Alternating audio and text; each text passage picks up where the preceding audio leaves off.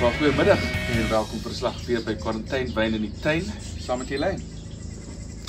It's been a few days since we've last done a video, and we're having a little day of sunshine before the weather turns nasty again for the rest of this week. Well, not nasty, Well, just wet. Rainy, wet, quite a lot of rain predicted for the next 2 days. So with temperatures still nice and cool, we decided we'll open up a bit of red.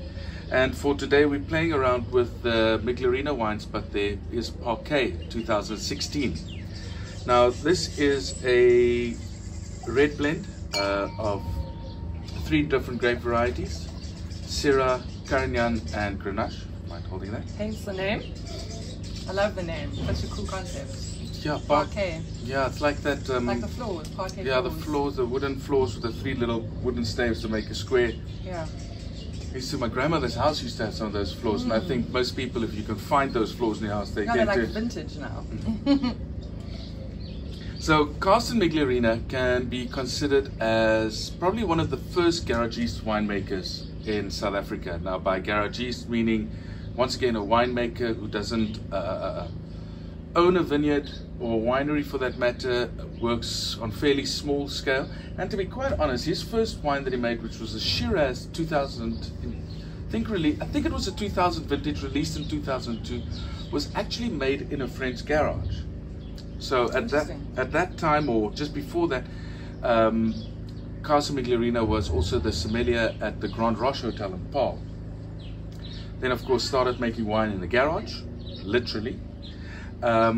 I know his first vintage he made. The year after that he didn't make any wine because all his money was still tied up in the wine in barrels in the garage, because he hasn't sold it yet because it wasn't released yet.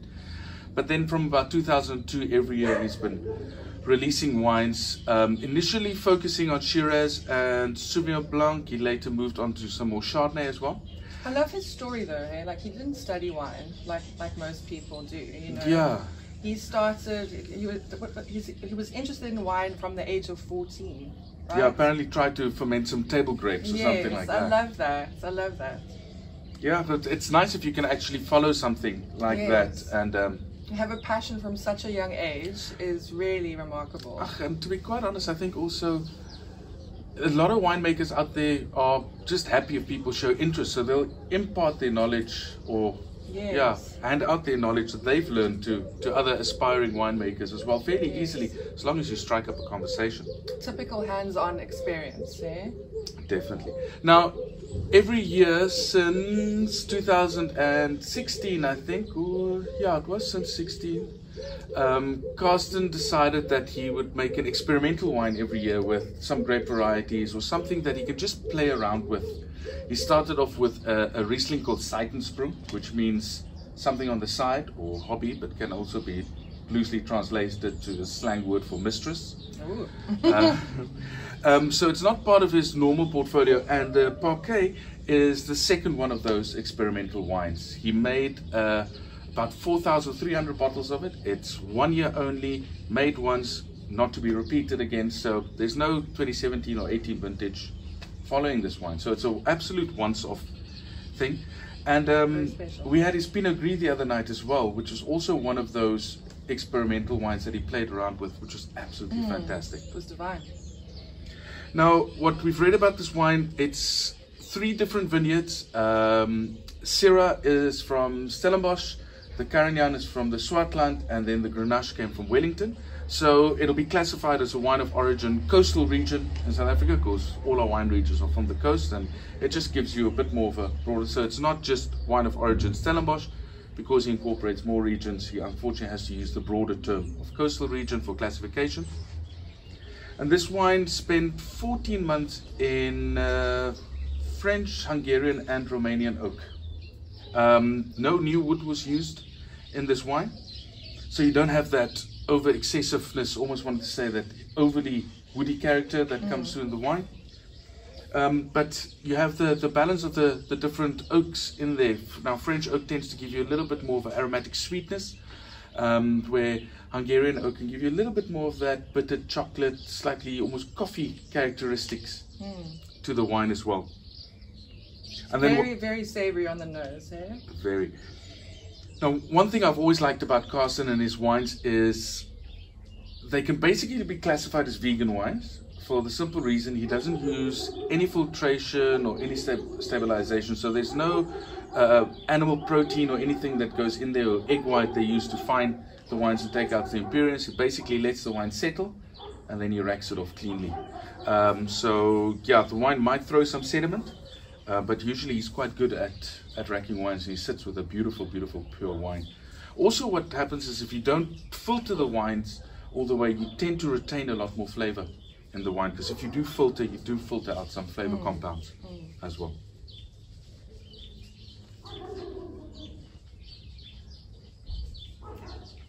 Wow.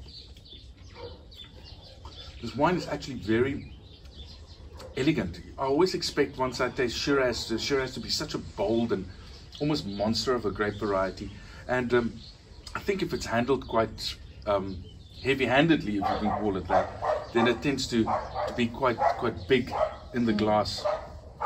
This is a lot more. It's very elegant, eh? Very elegant, but that's also the older oak. You don't have that excessive oak tannins. But then you've got Carignan and Grenache that gives you a little bit more roundness to it, but almost want to say a fruit sweetness to it without really being sweet. There's a perfume to the wine. It's like rose petals, eh? Yes, but it's not like potpourri. It's just like potpourri, yeah, it's just like dried rose petals rather than very subtle. There's some black pepper on here. It's a bit leathery, hey? Some leather on there, and then it still has that perfume though, but now it's more like those incense sticks you burn, like that sandalwood intense incense sticks, like that. Incense, luckily not as intense in the wine. Like sandalwood. Like sandalwood. Incest sticks. English word for today. Incense.